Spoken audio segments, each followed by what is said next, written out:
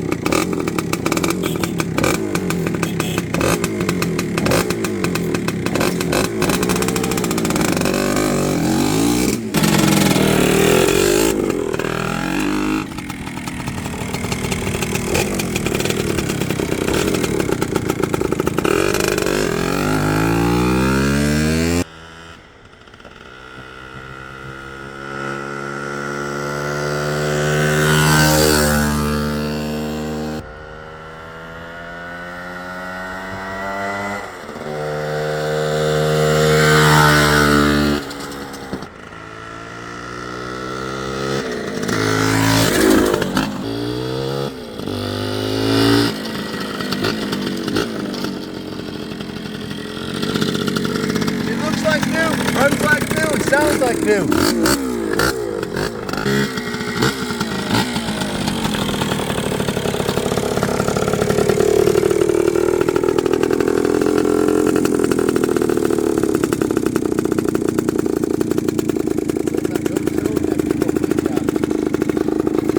It's a road toad, baby. Look at this thing. 50 years old. It looks brand spanking new.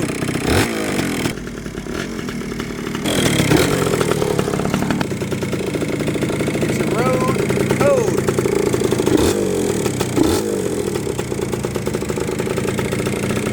Guys, this is absolutely the finest Hodaka Road Toad we've ever had. Most of these got ridden into the ground. Think about it. If you were 16 years old or 15 years old and had one of these, what would you do? You'd ride it every single day till it exploded. Not this one. This was tucked away with 123 other bikes in the Roy Thacker collection. Dallas, Texas, 2,300 original miles. It looks, sounds, and runs brand new. Spectacular machine. Come on inside. I'll tell you all about it.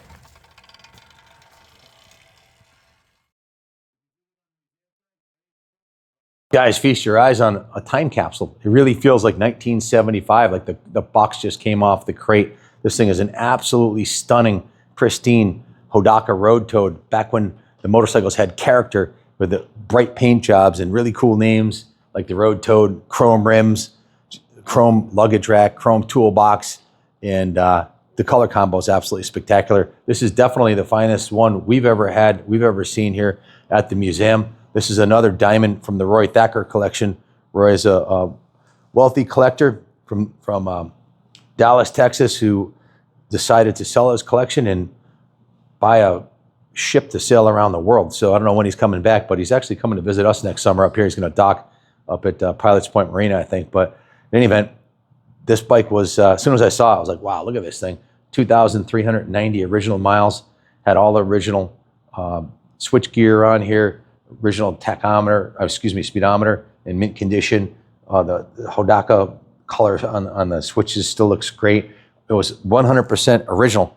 So the gas tank had a couple scratches on it. So we wanted to take it to the next level and put this sent this out to Frank, one of our painters, who laid down this absolutely stunning original paint code Hodaka, along with the graphics and the new tank badges, just absolutely beautiful. Bike was given a full comprehensive, what we call a rotisserie detail, where it was steam cleaned from the hand washed, and every bolt nut on it was polished and cleaned. All the chrome was cleaned and polished. That's the original Hodaka front fender on here. Check this out. It's got the Hodaka logos on here. Still, it's original 50-year-old plastic fender. The original headlights in mint shape. Still has the original reflectors on here, which is normally that stuff's long gone. No indication of the bike ever being dropped. I believe these are the original levers in the mirrors. The handlebars are perfect. The forks, the chrome. Like I said, normally they're all rusted up and everything. It's just absolutely beautiful. To find a 50-year-old original with 2,000 miles is pretty much unheard of. The hub on the front wheel was repainted. The spokes were cleaned and polished, as was the chrome on the wheel, the chrome on the forks. All of the chrome on it was cleaned and polished. The frame rails were repainted. The kickstand was repainted. The rear swing arm was repainted. The engine cases were sanded and repainted. As you can see, they look brand new. The exhaust was removed and repainted. The original 50-year-old paint had faded. So we repainted the cylinder, the head, the engine cases, the brake lever, the swing arm. You see, this is the original wiring from 50-year-old wiring. That's how they did the brake wiring back. That's original as it is on the front brake. You can see that. I've never seen one survive 50 years. Usually you bring them through the woods and trails and then they get ripped off. Original shocks, cleaned, polished. The original rear hub was painted. The chrome on the wheel still looks excellent. Original 50-year-old chrome. Chrome on the rack is really nice. This is original paint on the rear fender. That was cleaned and polished. That's the original 100cc decal. Even the original oil tank isn't discolored. It was stored indoors at Dallas, Texas, nice and high and dry. So there's no degradation on the finishes. The plastics aren't all messed up. The original kicker is in mint shape. The original pegs are in mint shape. All the original cycle parts are intact and in excellent condition, including the cycle rack on the back here, the chrome toolbox, the original taillight. Everything works beautifully. Looks like new, runs like new. It's as close to a new road toad as you're going to find. Coming around this side here, you'll see the original sprockets in mint shape. We did put a brand new gold chain on there. It works real nice with the green. The green and gold just goes together perfectly. Look at the original spring on the kicker is mint. The original pegs were removed and all the hardware is clean. This side of the engine, same thing. Engine cover was repainted. All the hardware is pristine on here. Original hardware. Cylinders and head was repainted. The original air cleaner, I've never seen an original that looks this good. I've never seen an original road toad. Usually they're all rusted and scratched and kids rode them into the ground. So, but that's what Roy did. He collected mostly mint originals or Concours level restorations. You can see this right here. See where it says 978. That's the actual part number, 978730 on the plastics. The Hodaka company was actually imported by Pabatco, P-A-B-A-T-C-O, which stood for the Pacific Basin Trading Company. And from 69 to probably 73, they dominated the small bore two-stroke sales in the United States until Honda, Suzuki, Yamaha, and everybody caught on and ended up, taking a huge chunk of their sales out. Original reflector on this side right here, just an absolutely stunning piece. The work order between the detailing and the services that we did to it came to 30 hours labor. The outsourcing of the paint job was $750.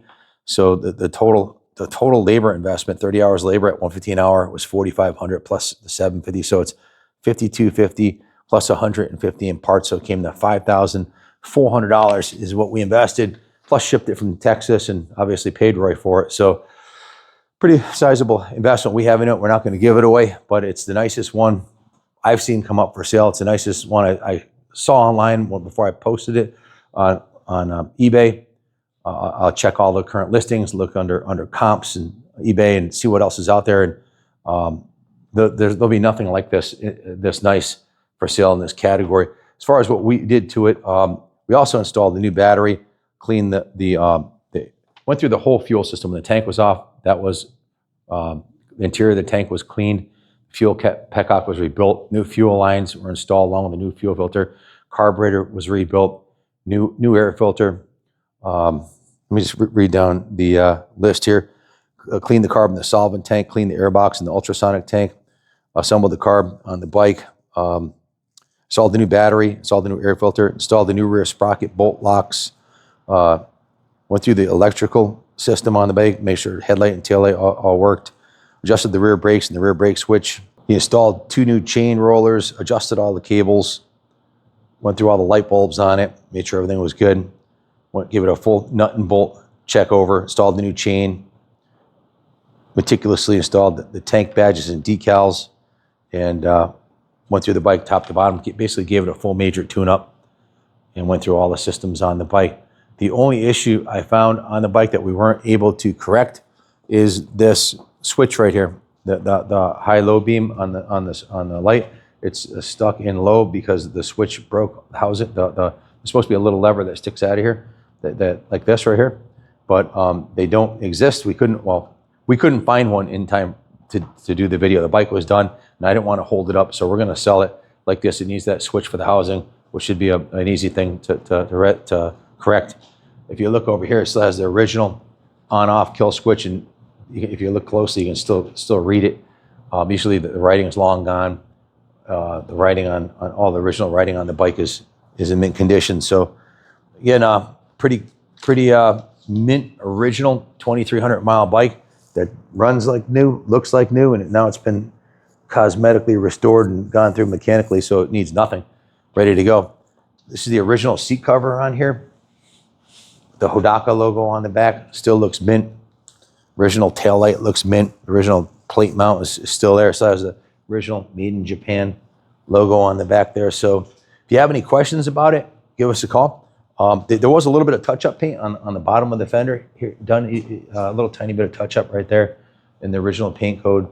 A little bit of patina on the chrome, as you'd expect for a 50-year-old original, but it's clearly the nicest one I've seen, and it's a real diamond. If you have any questions about it, give us a call. Thanks for watching, and God bless America.